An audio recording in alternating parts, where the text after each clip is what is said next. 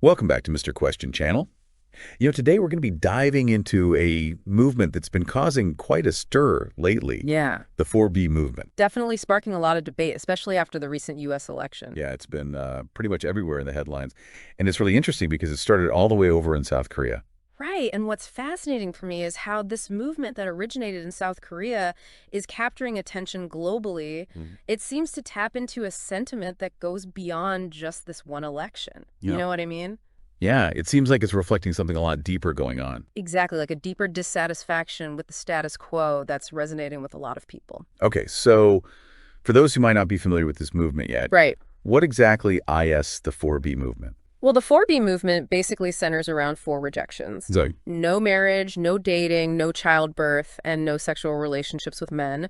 And in Korean, each of these is represented by a word that starts with bi. interesting. Yeah, so you have bihan, bishulsan, bione, and bisexu. Okay, so essentially it's like a call for women to just opt out Yeah. of traditional societal expectations. Exactly, and to prioritize their own autonomy. Wow. That's a pretty bold statement. Yeah. What led to such a radical stance? I mean, especially in a country like South Korea. Well, you really have to understand the context in which this movement emerged to really grasp it. Right. South Korea, despite all of its economic advancements, is still grappling with very deeply entrenched patriarchal structures and, significant gender inequality. Yeah. I can definitely see how that would cause tension. Oh, absolutely. And just to give you an idea, Yeah. the gender pay gap over there is a staggering 31%, Wow. one of the highest among developed nations. That's a huge discrepancy. It is, and it points to a system that is inherently stacked against women. Yeah, it sounds like it. And it doesn't stop there. Unfortunately, over 40% of women in South Korea report experiencing intimate partner violence. That's alarming. It's a very serious issue, and these stark realities are exactly what's fueling the sense of frustration and disillusionment among women, Right. leading them to look for alternative paths. So the 4B movement, in a way, is a response to these very real and very pressing issues. Exactly. A way for women to take back control in a system that they feel is failing them. Yeah, it's like saying we're taking our agency back. We're not going to play by these rules anymore. Right. A form of protest, in a sense. Absolutely. A rejection of societal pressures Right. and expectations that many women feel are no longer serving them. And it's interesting because, as you mentioned, this has been going on for a while now Yeah. in South Korea, but it's really picked up steam globally, especially in the U.S. following the recent election. Yes, and it's 2024. It seems like Donald Trump's victory, especially over Kamala Harris, who would have been the first female vice president, really struck a nerve Right. with a lot of women and Wow. kind of acted as a catalyst for this movement. It definitely resonated with the existing sentiment, Yeah. and for many women, Trump's victory felt like a step backward for women's rights, particularly Right. in light of the Supreme Court's decision to overturn Roe v. Wade. Yeah. And all the other challenges that we're seeing to reproductive freedom. Exactly. It's like a sense of disillusionment and concern about what the future holds. Yeah, like where do we go from here, So it seems like American women are looking at this movement that started in Korea, Yeah. and they're seeing a reflection of their own experiences and anxieties. Absolutely. And the 4B movement's message of taking control, reclaiming that autonomy, really speaks to those who feel unheard and marginalized. Like, we're not going to wait around for the system to change. Yeah, we're going to forge our own path. Right. It's a powerful statement, no doubt. Mhm. But as with any movement that really challenges the status quo, there are going to be different opinions, criticism. Oh, for sure. What are some of the arguments that we're seeing against the 4B movement? Well, one of the main criticisms is that it oversimplifies these complex social dynamics and risks creating deeper gender divisions. I see. The argument is that it paints all men with a broad brush and ignores the diversity of experiences that exist and the potential for positive relationships between genders. So it's like it's being seen as anti-men rather than pro-women? Right. And the concern is that by framing it as this battle between the sexes, it's actually going to deepen those divides rather than bridge them. So alienating Potential allies in the process. Yeah, exactly. And another argument is that the movement is too focused on individual choice Okay. and doesn't address the larger systemic inequalities that are at the root of the problem. Yeah, because those are the things that are really holding women back. Exactly. It's not just about individual choices, it's about the systems that need to change. Right, and those are a lot harder to dismantle. Oh, absolutely. But even if it doesn't directly lead to those systemic changes,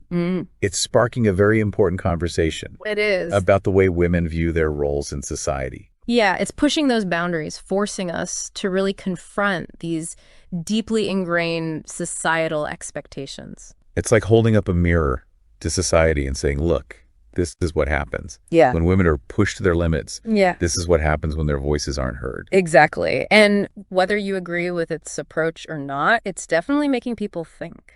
It is. It's sparking discussions, challenging those long-held assumptions. It's a conversation starter. And it'll be interesting to see how it evolves and what impact it has in both South Korea and globally. Definitely, and especially here in the U.S.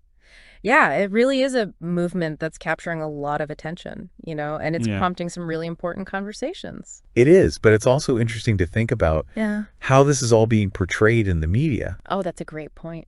Because the way the media frames it can really shape public perception. Absolutely. It can even distort the original message. Exactly. Right. So how has the 4B movement been portrayed so far? It's been a little bit of a mixed bag, to be honest. On one hand, there's been a tendency to kind of sensationalize it, Yeah, focusing on the most shocking aspects. Exactly, highlighting the most radical elements and just focusing on this idea of women rejecting men entirely. Like painting it as this man-hating movement. Right, which really oversimplifies it and misses the nuances of what these women are actually trying to say. Because it's not about hating men. It's about reclaiming their own power and pushing back against these societal pressures. Exactly. And thankfully, there have been some more nuanced pieces out there that delve into the complexities of the movement and really try to understand the motivations behind it. Yeah, and provide some context.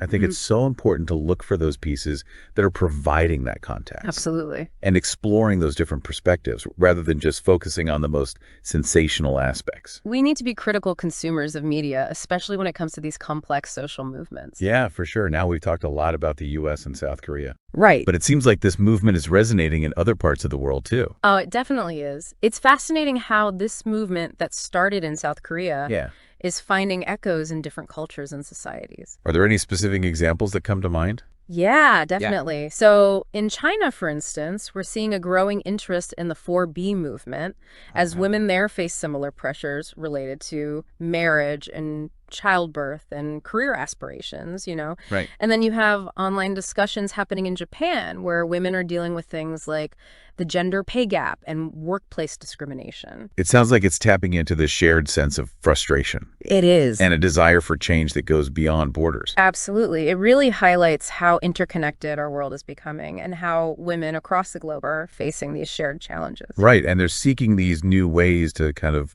assert their own autonomy. Exactly. And speaking of interconnectedness, we can't forget about social media Of course. and the role it's playing in all of this. How has technology shaped the 4B movement? Well, social media has been absolutely crucial to the movement's rise and spread. It's given women this platform to connect with each other, share their experiences, organize. And it's allowed them to amplify their message in ways that weren't possible before. Exactly. And it's created this virtual space where women can find solidarity and support and validation. Especially for those who might feel isolated or silenced in their own communities. Yes, exactly. They've been able to bypass these traditional gatekeepers and really amplify their message directly to a global audience. Have there been any specific platforms that have been particularly influential? Yeah, Twitter and TikTok come to mind.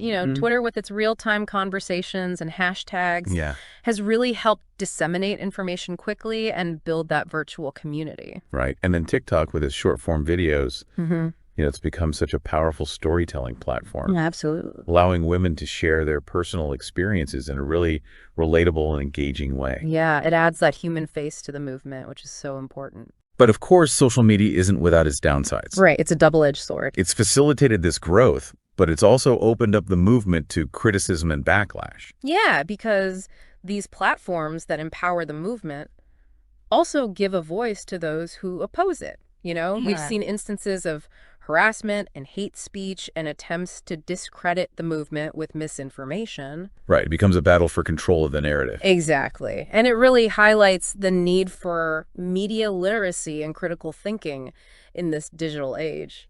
Now, we've talked about the origins in South Korea, the global impact, the media portrayal. Yeah. I'm curious about the long-term implications.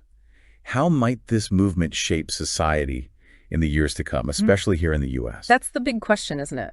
It is. And it's hard to predict with certainty, but based on what we're seeing now, there are a few potential scenarios. Okay. One possibility is that the 4B movement could inspire a more radical and separatist strain of feminism in the U.S. Interesting. What would that look like? Well, we might see more and more women opting out of these traditional relationships, prioritizing their own personal and professional fulfillment over marriage and motherhood. So a shift in priorities, in a sense. Yeah, exactly. Like focusing on individual growth and self-discovery rather than those societal expectations. Okay. And this could potentially lead to the emergence of more women-only communities and spaces, both online and offline. Which would definitely challenge those deeply ingrained social norms. Absolutely. Force us to rethink our assumptions about gender roles and family structures. Yeah, it would be a significant shift, for sure. Another possibility is that instead of leading to this separation, it can actually act as a catalyst for a more nuanced and inclusive dialogue about gender equality. Right. So instead of dividing it, could actually bring people together. To address those root causes of inequality. Exactly. Because at its core is a message of autonomy and resistance. Yeah. And that could resonate with a broad spectrum of women, regardless of their relationship status or choices. Absolutely. And it could spark those important conversations about the systemic barriers that women face and inspire collective action to dismantle them. Because ultimately, it's not about excluding men. Right. It's about creating a society where everyone have the opportunity to thrive. Exactly. Regardless of gender. That's a great way to put it. And this movement, with its provocative message, could be that push that we need to have those tough conversations. Yeah. And to actually work towards meaningful change. Yeah, it's really fascinating to think about, how something like this could actually change things. Yeah, the ripple effects could be huge. Exactly. And it really makes you think about what the future could look like if those traditional gender roles and expectations just weren't the norm anymore. It really does. Like, what would that world actually look like? What would the challenges be, but also the possibilities? Yeah, exactly. And we've talked a lot about, the potential for these social and cultural shifts. But what about the economic and political side of things?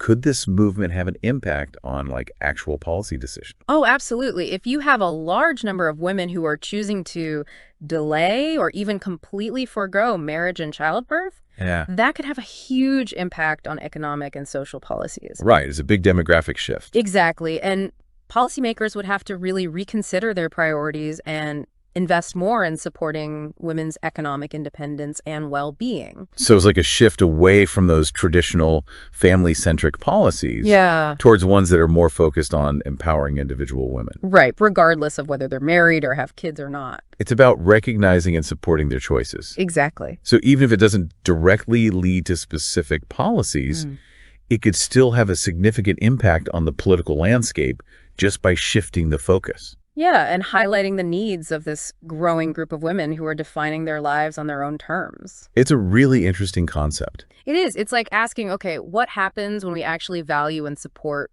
women's individual choices and aspirations, Instead of seeing them as a threat to the way things are, it's a big question with a lot of potential answers. For sure. So as we kind of wrap up our deep dive into the 4B movement, what are some of the key takeaways for our listeners? What should they be thinking about as they process all of this? Well, I think the biggest takeaway is that this movement is so much more than just a hashtag or a trending topic, Yeah, it's not just a fad. Exactly. It's a symptom of this much larger shift that's happening in society. A reflection of how women's lives are changing. Right, and how they're increasingly seeking autonomy and equality. And it's a reminder that we can't just ignore these voices or dismiss them as radical or fringe. Yeah, these are real women with real concerns and real aspirations. It's a call to action for all of us, I think. Absolutely, regardless of gender. To really engage in these open and honest conversations about gender, about power, about the expectations that we put on each other. Because whether we agree with the approach of the 4B movement or not, it's still an opportunity for us to reflect on our own biases and our own assumptions and how we can contribute to a more just and equitable world. Yeah, that's a great point. You know, this movement might be controversial. It is. But it's forcing us to face some uncomfortable truths about where we're at with gender equality in the 21st century. It's like a wake-up call. Yeah. To really look at our own roles in all of this. Are we perpetuating these inequalities, or are we challenging them? Right. And what kind of future do we want to build for ourselves and for future generations? Exactly. Well said. And on that note, I want to thank you for joining us on this deep dive into the 4B movement. It's been a really thought-provoking conversation. It has been. It's been great. And remember, this is just the start of the conversation. The future of gender equality is something that we all have a stake in. Absolutely. And it's up to each of us to decide what role we want to play in shaping that future. Well said.